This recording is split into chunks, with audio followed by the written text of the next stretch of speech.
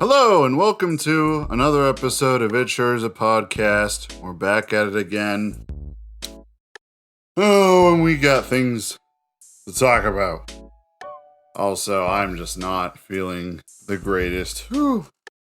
I went to a buddy's house and we ordered out. Got myself a calzone and my body has just been destroyed. And it's not food poisoning, it's just you've been eating healthy for so long, and then you eat a calzone that's called the Destroyer, and your body doesn't know how to handle that. And it has done its job. The title has, came through. Yes, it has been destroying my insides. I didn't sleep a lot last night, and I was up at like 4 a.m., and I'm just like, well, I'm just gonna poop my pants all morning, I guess, so I might as well get up. And everyone in the household is like looking at me like, what's wrong? Why are you up so early? Because it's not normal for me to be up this early, but here we are. So we are in week 1 of living in a world where Cyberpunk 2077 was released, and there's a lot of controversy and a lot of stuff going on there. I'm going to try to simplify it for everybody, for the people who don't care, and the people who do care probably already reading up on it. So CD Projekt Red, the people who made the game, were giving refunds on PlayStation and I believe Xbox too, like refunds even in the digital fronts. And it got to a point where like PlayStation, and I think Xbox too, I think Xbox slowly came along, I could be wrong, but took it off the store so no one else could purchase it because the refunds was getting crazy. And what's happening is that I guess the console versions of the last generation, so Xbox One and PS4, don't run very good. And all the footage that they showed was for the PS5, Xbox Series X or S, and then for the PC. That's what they were showing. My game runs very functionally on PC. Yeah, there's a bug and a hiccup here and there, and sometimes there's visual stuff. But it's playable. Apparently it's not playable on the other end. My friend who has it on PS4 says he's still enjoying it greatly, even though he, has all the bugs and stuff. Whatever. So with this, there is talk of I don't know what the technical terminology is because I'm not a lawyer-ologist, but there's a lawsuit against them saying that they withheld performance and showing performance on the older consoles. So CD Projekt Red's got their hands full right now. Hey, do you want my take on it? Well, we might, because you listen to this podcast. Which I also noticed the last episode, there was a huge spike in people, which I appreciate. Like, holy crap, I appreciate that. And if you're here to stay, welcome. If you're not here to stay and you listen to that one episode, you're probably not listening to this, so whatever I would say wouldn't matter. Any insult I would throw would just be like throwing poop on a wall, which I may have to take a break in recording to go do that. My tumbly be a rumbly. But my take on it is everyone's at fault here. So let's start with on the dev side. If they withheld that, okay, it's a little shady. Now, was there a reason to push it at the door? Probably their investors wanted it out for a holiday game. They still made back that money. Now, unfortunately, a percentage of that has gone to refunds, but that's I believe that would come out of the company's own pockets, and then it would, because they're doing investors. I don't know. Also, I'm not a Wall Street-ologist or a money-ologist, so I don't know all that stuff. But right now, everyone is really focused on the negatives of all this. So I think them withholding that was their fault. They should have just either delayed what they should have done was just delay the last generation console ports, put it on PC, which I have, so this makes me happy, and I'm the only one that we're talking about in this scenario. Have it ready for the next gen, and then have it come out a little later for the last gen. But it's one of those situations where it's damned if they do, damned if they don't, as the saying goes. Where regardless of what they would have done, someone would have been mad and there would have been some controversy and some giant backlash from community or any kind of gaming publisher. Which, this is why more and more I just start distancing myself from that gaming publisher culture, because it's pretty nasty. It just functions like the real news, where whatever is going to be trending, whatever is going to get the most clicks is what they report on, and they don't report on other stuff that's going on. So, yeah. I think CD Projekt Red was in a tough position. They were promising the game, so they had to release it. Now, they've been working diligently on throwing out patches. I was actually just on the GOG, or Good Old Games launcher, and that's just CD Projekt Red's equivalent of Steam. And all proceeds from that just go to CD Projekt Red. And I mean, I was on there and they already said that they had 2 big hot fixes up and one coming out for PC soon. So they are fixing the game. I also think everyone's just like, I want it now! Like a little tantruming child who can't wait. I understand if you buy something and it's not what you expect. But also coming from this more modern age of games, where you can have games release and then they can be totally different by the time you come back to it. I guess the only story that really comes to mind is No Man's Sky, where that game, very similar situation, even had a lawsuit against it. Luckily they won, but that game is like incredible now. You know, years of just throwing out patches and just tweaking it and fixing it up. I also think another fault here, when I said it was everyone's fault, is that I scoured the interwebs and I looked up, okay, I want to see what content creators are predicting this to be. And they oversold it by a lot. And then I looked back at the main CD Projekt Red videos they put out, just kind of talking about the game, and I don't really know if they oversold it or did we all get it in our minds that this was going to be the next generation of video games because of what content creators were saying. They were like, oh, we're going to be able to do this and we can do that. And oh, look, I looked at this billboard, so that means you can give yourself 3 pupils or 3 mouths. I was like, no, I never even thought of that, you know? And I just went through all these content creators and they talked it up so much. And I think people based their thoughts, expectations, and their envisioning of the game from that. And these people were just getting enough information to speculate. And everyone just went off of speculation, never did research. So honestly, I think it's everybody's fault. Everyone's at fault.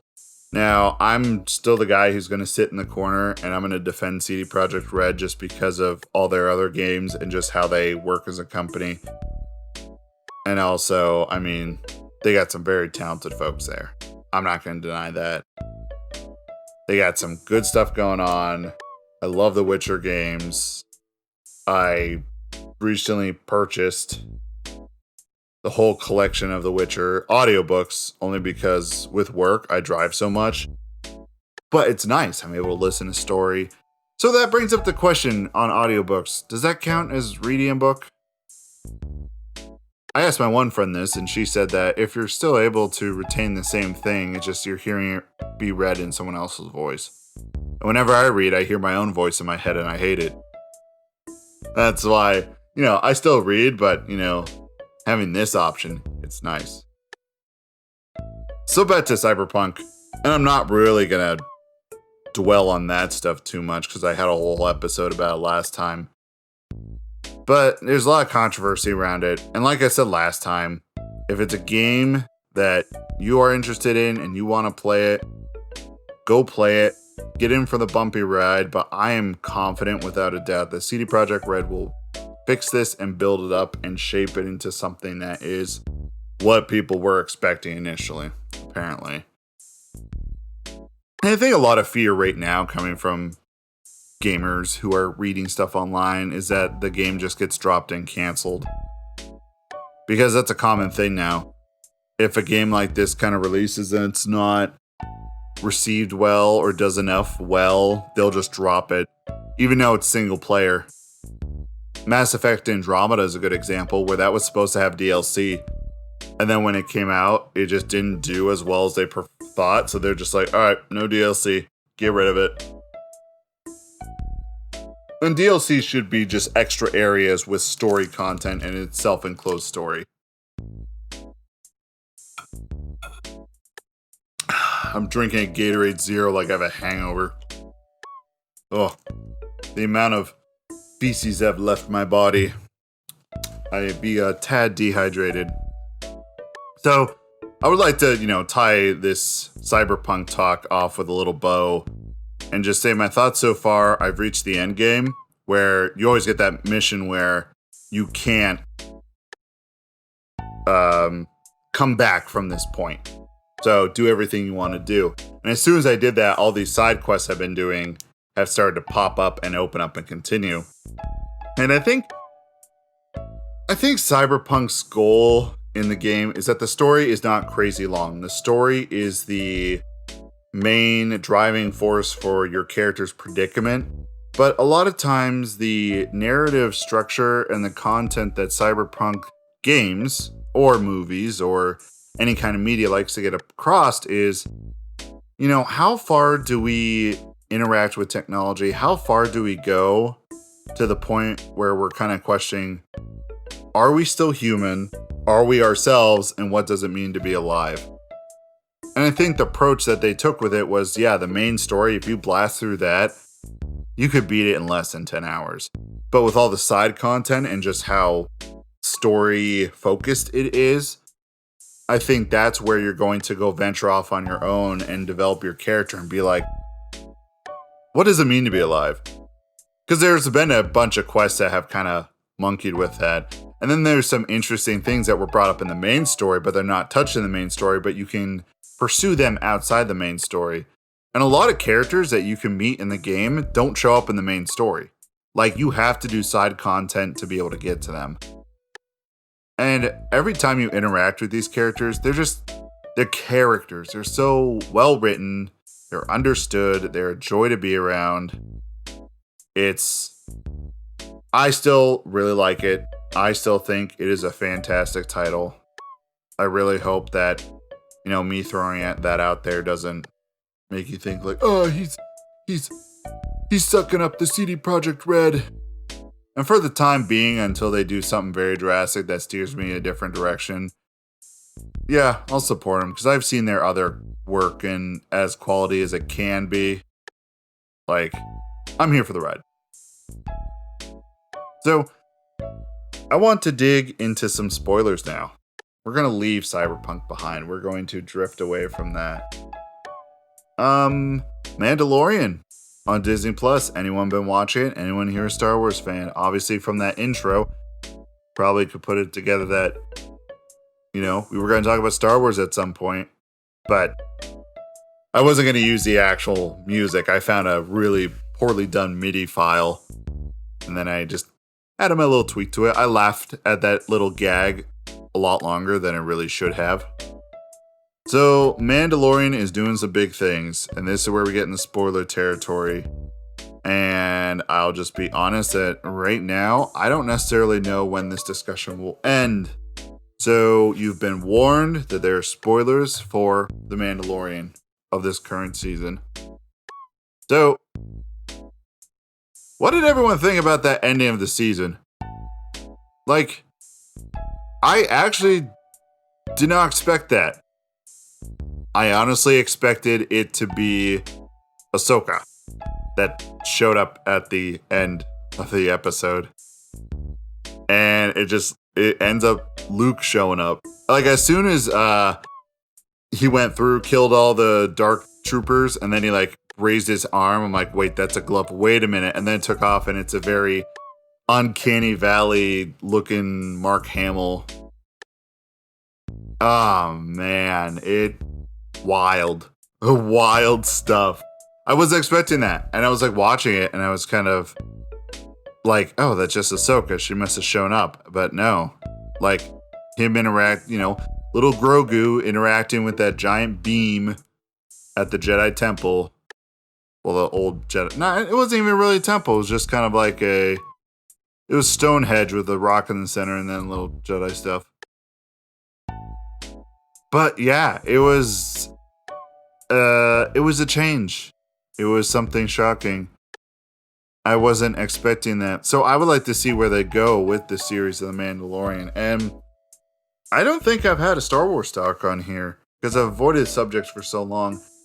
So Star Wars is cool. Star Wars is great. I enjoy it. I don't get to the point where I either worship it or I hate people who don't watch it or haven't seen it. Just because it's part of my childhood. Now, the new Star Wars. The new one. The new trilogy. And let me put this on the record. Rogue One and Solo. Fantastic movies. I like the idea of this structured universe that you could tell any story in. And those two movies told stories that were kind of crucial to, the main kind of lore of the original movies and even the newer ones. But they were just good movies and they introduced some cool stuff. But the new trilogy, that's where it kind of went off the deep end a little bit. I thought Force Awakens was great. I thought it was a retelling of A New Hope, but it was setting it up to bring in, a new group of fans. The Last Jedi. Here is an unpopular opinion of mine, and it is not liked by anyone. I liked what they did, and I recently went back and watched it again to be sure that my thoughts were still the same, and it's still the same. It was a direction to just make a different Star Wars movie and just kind of set up some stuff and push it towards a new direction, that this isn't going to be a normal Star Wars movie, and also they kind of change a few things. And then when they swapped directors, then the Rise of Skywalker came out and all that stuff. It really just turned into, it was a ego battle between different directors and stuff. And you could tell a lot of people in the cast were just like, oh my gosh, all right, we've signed this contract, so we have to finish these movies. And that's a bummer, because there was potential there. You could see potential. It's like, okay, so if they take this, The Last Jedi, if they take this idea, and if they expand upon it and refine it in the third one, then the second one won't look as negatively upon as it did when it first came out. Oh man. Gatorade like Zero Fruit Punch. Like, it's almost that sugary stuff that you like whenever you drink the Fruit Punch one, but it like just doesn't reach it. So those are my thoughts like on the main Star Wars, the new main trilogy. So that was my thoughts. So bringing back to Mandalorian. Mandalorian is kind of bridging some gaps and bringing some characters back that we liked or heard so much about in the extended universe. But then when Disney bought the rights, like, okay, this is canon. And everything outside is just kind of speculation and legends. And it's, even though I'm not a huge fan of Disney, it's one of those things where at least they said it so there's no confusion for any of their media. But characters have showed back up in Mandalorian. I mean, Boba Fett showed up. Boba Fett. And I think my favorite thing about when he gets his armor and shows up and he's standing there, and there was this very intimidating pose that he has a gut. He has this like old like dad bod gut sticking out. And I just absolutely love it. It's, I don't know, it's so funny to me that they could have made him look a lot cooler and they just slapped on the old armor that like didn't really fit. It was very snug. I don't know. I thought it was just cool. Like, yeah, he still like an absolute badass, but he's older. So yeah, this season, it was the season of just fan service and guest stars, I guess, for the second season of Mandalorian, where you get Ahsoka Tano showing up, you get Boba Fett, you get Luke Skywalker showing up. And I think what really draws these people is like they are characters, and it's nice when this whole universe is interconnected. But at the same time, on that same note, how I think it doesn't have to be. It doesn't have to be connected. But I mean, Mandalorian is great. I thought those episodes were just really good, really solid episodes to wrap up the season. And then it kind of leaves it on a positive cliffhanger. You're like, what happens next? But then after the credits for Mandalorian, when Boba Fett shows up, and then it's like December 2021, we're going to get Book of Boba. Which I'm interested to see. But I think right now what's going to happen is Star Wars is going to take this TV approach a lot like what they were kind of doing with their Marvel series, where they had just a bunch of different things all planned out. And they were going to do it regardless if it did poorly, which I can appreciate because that means all those movies are important to the main plot. So you will go see them. And I think we're going to just see, Ahsoka was announced. Like, Star Wars just going to be, there's Ahsoka spinoff. So Book of Boba, Mandalorian. Who else? Who knows what else will come out of it and who else will show up in the shows. But it's interesting. And I feel like Star Wars is going to stray away from that. And they're going to go a more TV show route.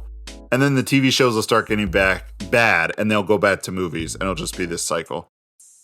Because during TV shows, during their runtime, you have a lot of time to expand on characters. You have time to tell backstories. And the reason we watch any kind of media, play any kind of game, is because in some way we want to be told a story. That is our main method of communication. I talked about this in a previous episode.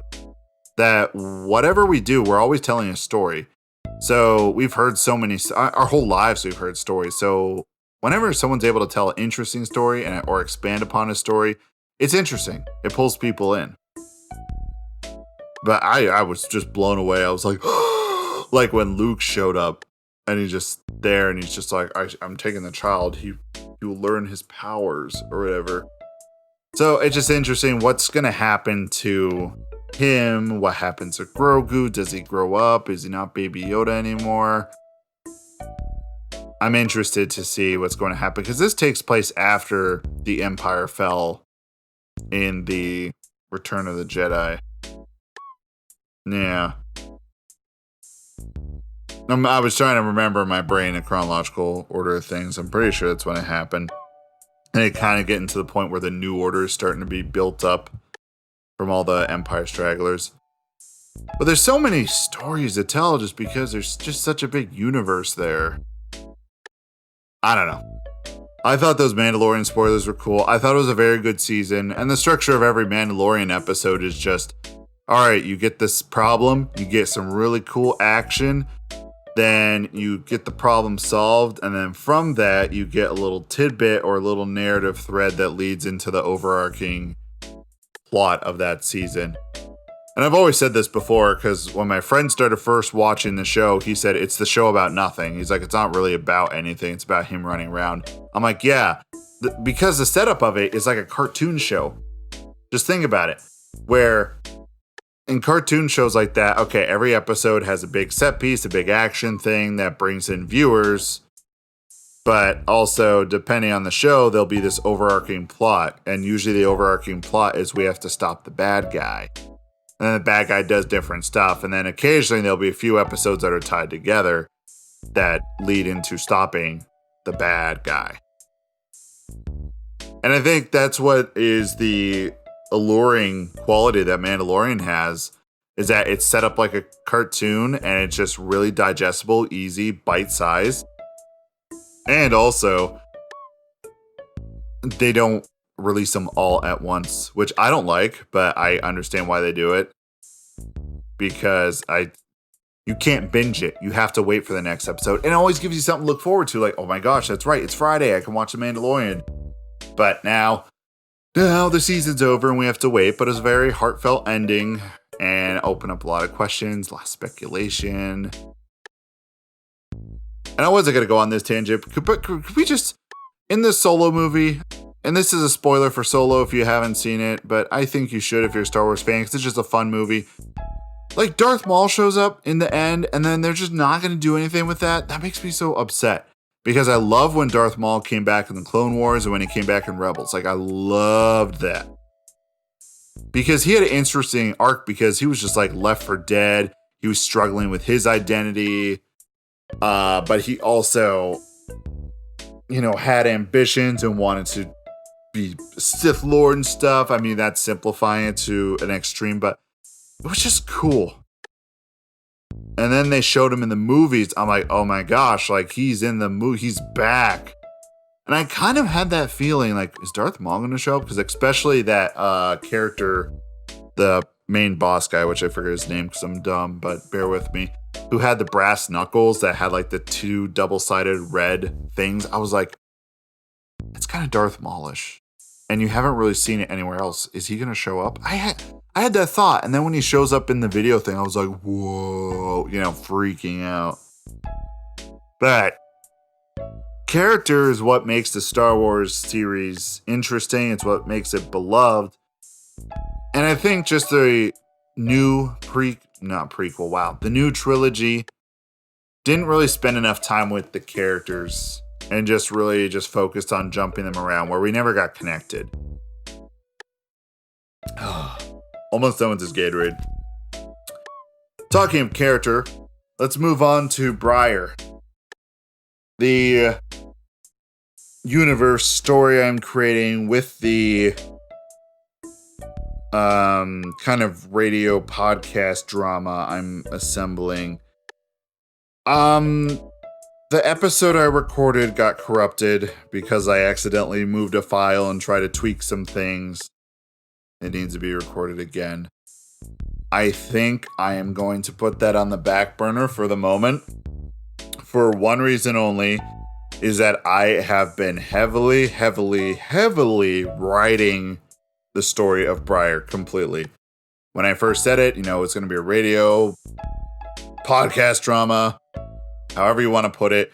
That was what it was going to be. And then it changed from that to just becoming a story. I was going to just slap it all together and be like, yeah, it's a story, and, sell this. But I kind of started messing around with writing it, and now I am writing it now. And I'm dedicating the next few months to getting it done, the first draft. I am on chapter 6 right now. I'm about 60 some pages in.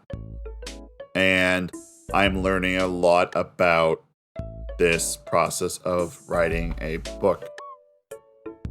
And we all have that bucket list of things we want to do.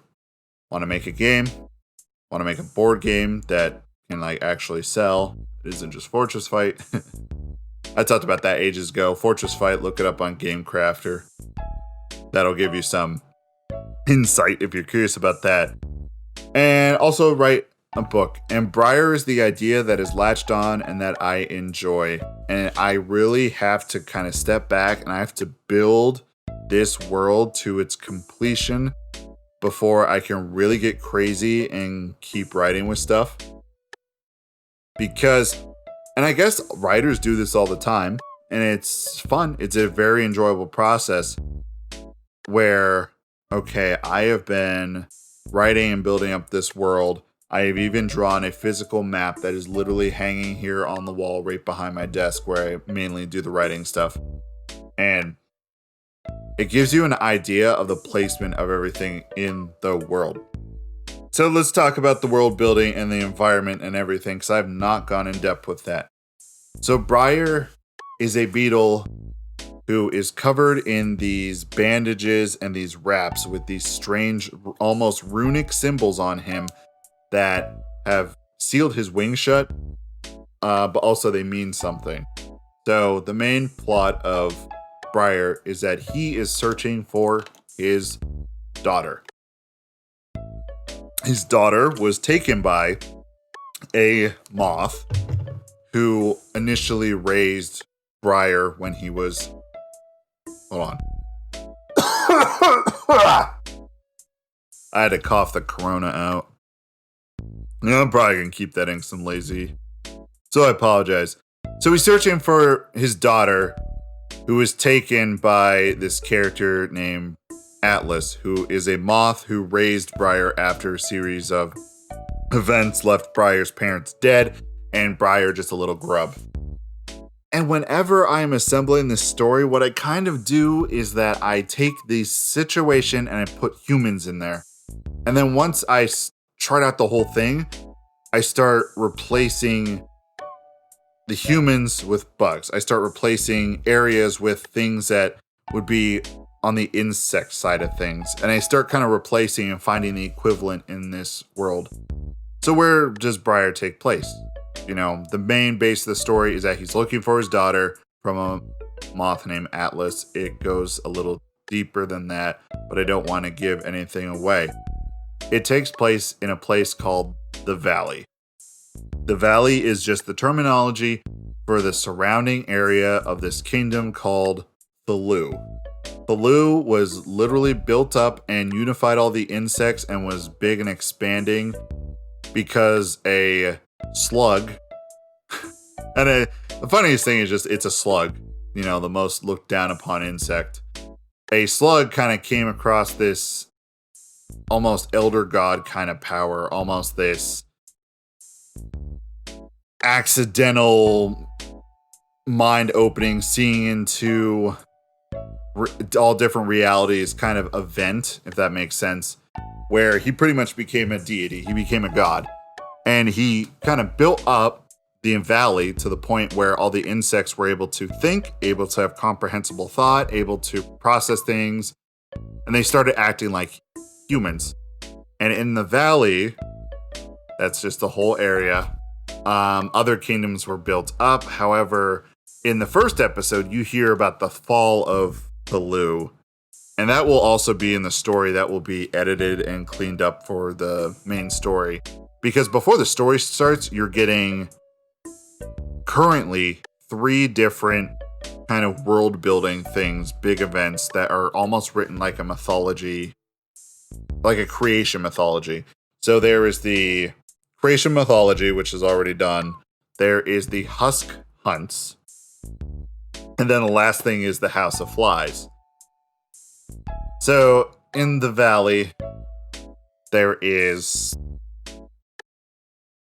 a variety of kingdoms. We have Vessin, which currently in the world of Briar is building up an army to kind of take over the valley. This isn't a good thing. This isn't a bad thing. It's just something that's kind of happening, and it's something the characters are witnessing, how insects are uniting, but they're uniting under a militaristic force compared to Braun, who was just uniting everybody and building up settlements and having everyone take care of each other and stuff like that.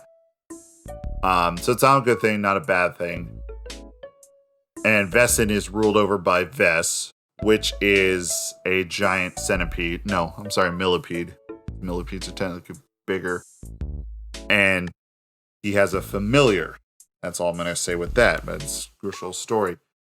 From there, right next to it is this entrance to Dekna, which is an underground city that sits right below Vessin, but Vessin's aware of it, and they both kind of coexist.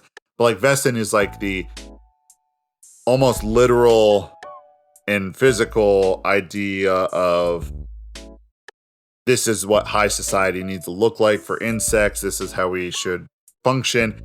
And then Dekna is the literal underground of that city, where there's like the fighting pits in the Colosseum. There is a lot of just terrible things that happen down there. And even some of the characters that have been written have been affected by things that have happened down in Dekna. We also have Biss, which is a giant, almost hippie village of grasshoppers. There is Sprint Hall, which is this kind of small fort that kind of is neutral to everything, but it's like a big private army that consists of just mantis and beetles, which is uncommon, but because usually every kind of settlement only focuses on one type of insect. There is Easton, where the cockroaches live, and they stay there. You don't really see cockroaches in the world, and when you do, there's a reason for it. And it's always, if the cockroach is left out of there in mass, it would be assumed that, oh man, there's a war breaking out or something. Because in the Husk Hunts, I'll just kind of give you just a scope of the story and the world right there. That is all about the cockroach selling... Oh, bumped the table. Oops. Sorry. A cockroach selling Thrawn this idea that cicadas, that also lived in the valley, had this talent, this gift, this curse. They saw it as a curse, where whenever they would shed their skin, if that husk was taken and it was broken, and you wished when you broke it, that wish would come true, regardless of how supernatural it was. And from that, they were able to get a land that is specifically theirs, and which is Easton. And, Thrawn was okay with that, but he said, okay, you can come out of the city and come into the valley, that's fine, but if you leave in mass numbers, we're going to assume that it is an attack on us, because cockroaches in the city of Thulu had a lot of bad blood and a lot of issues there. So it was a very tense kind of relationship between the two. So he just said, all right, if you come out in force, come out in great numbers, we're going to assume you're attacking us, we're going to fight back. But they have kind of stayed there even since Thulu has fallen. And on the other side of that, on the other side of the valley, right across from Easton, and Easton's obviously to the east, is the Boneyard. Now, the Boneyard is very interesting because the Boneyard, these insects are making weapons out of bones. And the Boneyard is actually a skeleton, a human skeleton. But all humans in our world are called colossi. And it's a skeleton of a human.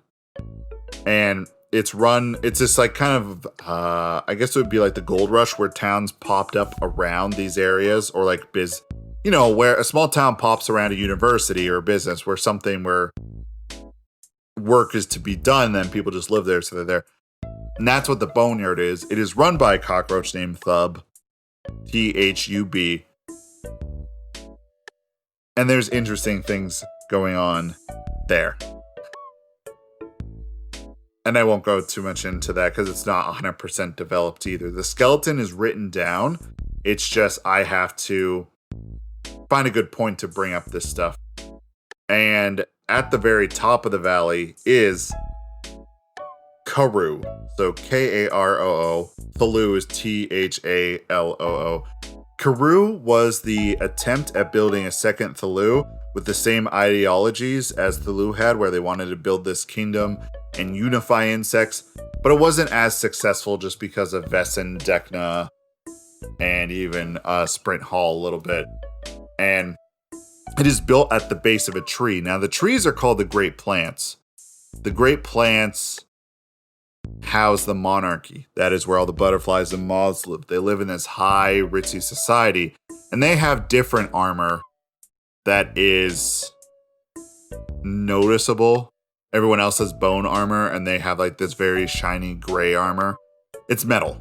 Long story short, they found a way to forge and make metal, and they kind of keep it to themselves because they're afraid, if Thub from the Boneyard were able to figure this out, then he would equip Vessin with metal weapons and metal armor, which is not good because Thub is already supplying Vessin with the armor and weapons for his military conquest with some, requirements on his end and back alley dealings, if that makes sense. So the kind of time frame and the space regarding their technological advances is somewhere trapped within the primitive, almost Stone Age, where everyone was just kind of based in little clumps and they kept to themselves and they would kind of fight each other. But we're going into after the Dark Ages, after the medieval era, I guess would be, where armies are rising up. And there's not necessarily any crusades or anything, but it's a bit between that. It's transitioning from this, there was this civilization that failed and everyone was just kind of like, I don't know what to do. So you know what? Hey, well, I'm just gonna live in this little village, and if anyone tries to show up in the village and isn't welcome, we'll kill them. Kind of that mindset to a unified empire. That's gonna be done by Vessen. Vess, the king, and then Vessen, the city. Right. So there is one other place in the valley, and these are all notable. There's other like small pockets of villages everywhere, and whenever I, okay, we need a setting for this, we need a village, okay, I'll put it on the map. But like, not every village and not every place is like known to everybody, right? Because it hasn't been really mapped out. The last place that I have is called the Necropolis. The Necropolis is this religious icon for the House of Flies. So we have to talk a little bit of House of Flies. What is that?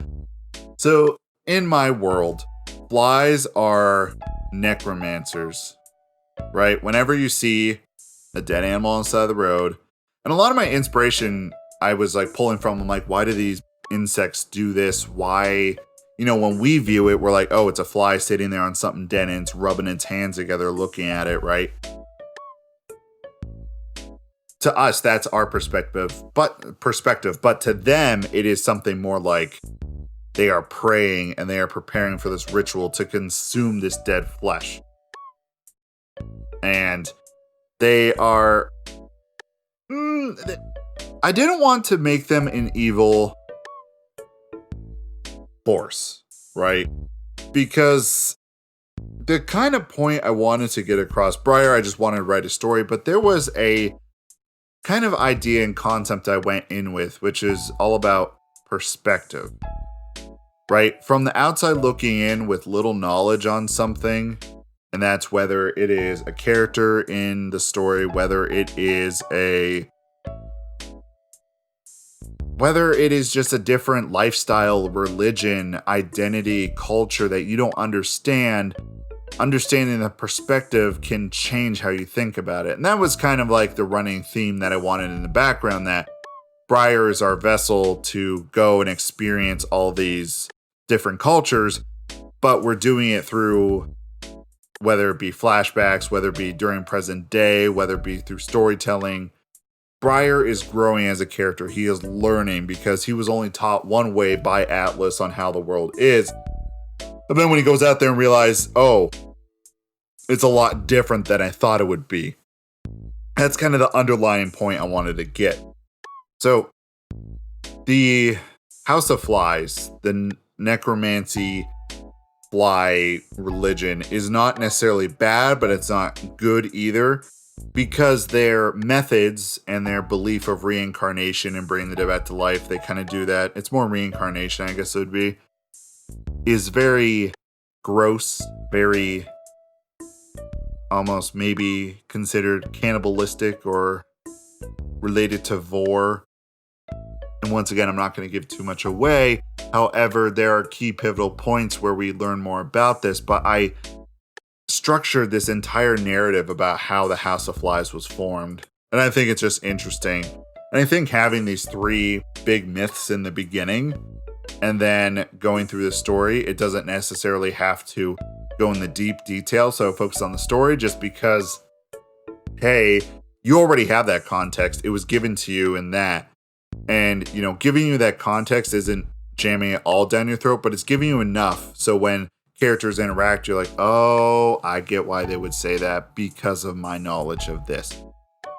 And obviously, I am in the spot where I'm a very amateur writer. It is not going to be the best thing ever. But before I go into this, I want to make sure that I cover everything. Yeah, no.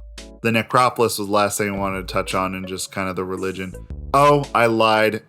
Let's back up a little bit. So there is a magic system. And what I've actually found fascinating is watching lectures on story writing, especially in the fantasy realm, and also just getting information and background on independent writers. Magic systems take a lot of thought, and there has to be rules to them for it to be an effective system to make your world feel real. So there's so many examples out there of different magic systems. Some magic systems is whenever you use a magic, it takes years off your life. It drains you. It takes up your stamina. Sometimes you have to study magic for years and years so you can understand it and wield it, because magic is just a kind of, especially in The Witcher, I guess magic would be considered an energy source where they use it like electricity. And then, there's like electricians who know how to work with electricity and do that, but instead of using wires and stuff, the mages and the sorcerers, source is just term for an extremely powerful mage, they can use their body as a conduit to summon that magic, I guess it would be. So there is, building a magic system. So what is the magic system in Briar? The magic system in Briar is called the Dark, or just Dark. So what Dark is, and especially in the House of Flies excerpt, you find out what it is. It is a magic source used by the Elder bugs. These were the bugs that were first in the land. These were the bugs that actually could have contributed to Thrawn stumbling upon that spot, becoming omniscient, becoming aware, having a conscious, having a concept of anything. These bugs were the ones that were in the valley before everyone else. And these bugs have magical properties. These types of insects are spiders and also earthworms. And the thing is, I try to build them up as really intimidating forces for the characters and the world to interact with. But they're just flies. They're just worms. They're just spiders. So the Dark is kind of pulling this energy, pulling this force from a different realm. And the force primarily focuses on manipulating things, whether it is other insects, whether it is even the environment to an extent. Now, the Dark is able to, in the one segment, one of the elder gods that Neck, the fly, who starts the House of Flies, stumbles upon, and this worm literally uses the Dark to manipulate the area around this wasp that was attempting to kill the fly, Neck, and pretty much creates so much heat around him that it boils the wasp on the inside out, and then just left there is the exoskeleton, right? Also, the Dark has some kind of, sort of, I don't even know how to put it. Excuse me, a lump in my throat.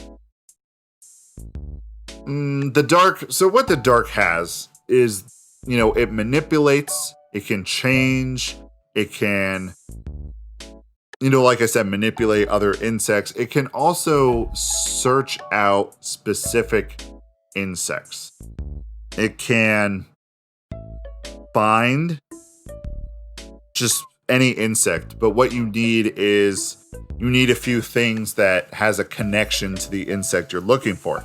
At one part in the main story, Atlas is going down a list of people who had betrayed him in his kind of clan, I guess it would be. And every time he gets someone killed off the list, he gathers some trinkets from them, things that belong to them, and literally ripped off an arm or fingers, and then he would take it to a citer. And a citer is one who, cite, Sighter, is someone who primarily focuses on using the Dark in a way that is meant to look for someone. And this is how the House of Flies find new people, or find people who are willing to and have the ability to commune with the dark.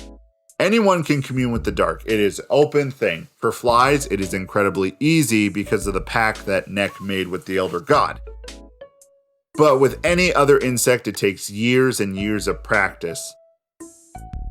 And it kind of became a common practice that most main big societies would have a few sighters on hand, just in case they ever needed to find someone or something was to happen and they needed to tap into the dark. The dark is like, all right. Let me put it this way. It is, and it's so difficult to explain without my notes sitting here, which that's my fault, Hi, I do a podcast. I'm unprofessional. It's like this omniscient force that lays right below our reality. So insects will pull from that reality enough energy to either use that to manipulate insects, manipulate their surroundings, or since it's omniscient, use that to be able to find insects in the valley. Whew, that was a lot, but I think that makes more sense. And that is all the dark does. The dark does not have any kind of like powers, I guess it would be. I think even one thing it might also do that was kind of touched on in the creation myth was like, it is able to almost heal, but it's always at a cost. And it's also able to investigate. So it's a tool. It's a tool that you use to either manipulate, search for someone, or kind of gain a better understanding. So that is this magic system for the dark. Now, there is another kind. It's not really a magic system. It is just a collection of very magical items that grant someone who has it great power. But I'm not going to go into that a lot because then I'm going to start just dumping the whole story out. And maybe I'll have a whole podcast where I just dump the whole story out and just get some feedback, or, go to social media and throw me like, hey, I think you should do this. That's always an option too. And that was everything I wanted to touch on talking about Briar. I've had to construct this world. I need to polish it definitely, because already in my story, I come up and kind of replace things that would work better in what is in my vision. So there's no like years in the game. I just said game. I apologize. In the book, in the story, there's no years. Everything is marked by the insects by seasons. There's 4 seasons: spring, summer, autumn, fall, winter. So whenever you're setting up a length of time, you go based off of the 4 seasons. So if you want to say 3 years have passed, you would do 4 times 3, which would be 12. I hope that math was right, because I just kind of pulled that out of my butt. I'm terrible at math. But earlier, I definitely know when I was writing that I was saying years, but now that I developed something that would make sense in the world, I have to go back and I have to alter things. But over when something's added, I go through this story, I have this list of like, okay, this is how we refer to years. This is how we refer to distance. But overall, it is a very enjoyable experience. And what I wanted to wrap up today is being original in creative ventures. And it's tough to be original because my writing style is not going to be the same as a very popular author. I'm just thinking a few. The guy who writes The Witchers, which I can't say off the top of my head because it's a bunch of letters and my brain hurts. Stephen King, C.S. Lewis. Sorry, man. Got some sinus stuff going on. I think I'm finally getting sick. Or maybe just that calzone murdered me still. My body's so weakened. So those authors have a writing style. Whenever people go to that book, they're after a writing style. They like their style. They hate their style. Who knows? Why would you read a book or hate their style? And that could be the same for directors of video games or directors of movies. You go there because you like that director's style. Like Waka Titi, that guy. I can never say his name right. The director for like Thor Ragnarok. And that's his style, and people like that style. So when they see he does shows or directs certain episodes of TV shows, he will go and people will go and watch them just because they have an interest in that style. And that is, you know, why people go to certain books, why they like certain authors, because they have a style. It's hard to be original at this point because everyone has done everything. It is okay to be inspired and to take inspiration and even take some learning experiences you've gained from some creator of any kind. But always remember that stay true to your style. I noticed myself having this kind of argument in my head where I'm writing this, and then when I'm driving around for work, I have the audiobooks of the Witcher series. I'm listening to it, and my brain's thinking, oh, I should write like that. I should write like that. I need to write like that. I need to copy word for word. And then that just gets to plagiarism, and then I am trying to be something else and something that I'm not, some style that I'm not. And if you ever want to learn a style, it's totally okay, and it's totally recommended that you go ahead and learn that style and develop those skills. But in this situation, it's kind of like, could we get close to plagiarism? Could we get close to idea stealing? You know what I'm trying to say? So finding a way to be original in whatever you're creating is very important. Thankfully, I have a friend who is an English teacher, and she also loves reading. This is my friend's wife, and I've kind of talked with her in a past, very distant past, where I had other projects going on. But I always ask, like, hey, can I send this your way? You kind of edit it, review it. And she's always been up for it. So having people edit it, kind of say, all right, we could say this better. We could do this better. And then, go into second draft where you kind of are fixing everything, tweaking everything. And it's kind of crazy that all that crap you learned in school, first draft, second draft, third draft, even for like college, you had to do a variety of drafts. You always had to send it to your professor or give it to your teacher. Like, that's kind of the framework for doing this stuff. It's kind of this is how you do it. If you want it to be good, if you want it to be consistent, this is how you do it. And it's just kind of recalling on that. But also, it's a fun learning experience. And thankfully, during the Christmas season, which will be Christmas Eve, Christmas Day, it lands on a perfect time where I'm going to be having some vacation time. My goal during that break is to complete the first draft of Briar, which is possible because I work on it for at least 2 hours a day. And it's just interesting how the idea was one thing, and then it formed into something that's more doable for me right now. And I think we'll see more of Briar in the future, but it's a world I have created. I'm excited about it. It's just a story about a bunch of bugs, but it has very adult themes, and it's kind of bizarre, like, oh, that's kind of dark, but we're talking about a caterpillar here. Which I think lessens the harshness and the reality of it, but it's still something that's talked about and still something that's taken seriously. And I think the kind of range I'm shooting for is the young or more teen fiction. There's not really any romance in it at all, because there's just a very strict story that is pulled from a lot of things that I like, and it is being assembled. Man, whew. We started out talking about Cyberpunk, and it ended up talking about my OCs, my original characters, my original concepts. But hopefully, maybe someone listening, you have an idea floating around in your head, and you were like, I don't know where to start. Maybe I'll get inspiration from someone else. Hey, maybe I was that inspiration. And is this episode really almost pushing an hour? Holy cow, you guys are lucky today. I do want to throw it out there. Christmas Eve, a special Christmas episode of It Sure Is a Podcast will be put up. It will be done because, especially given our circumstances, in general, I know a lot of people who don't do anything for Christmas because there's family far away or they're disconnected from family. And A lot of content creators, a lot of people like that will take that day off, but then there's like people just sitting around not doing anything.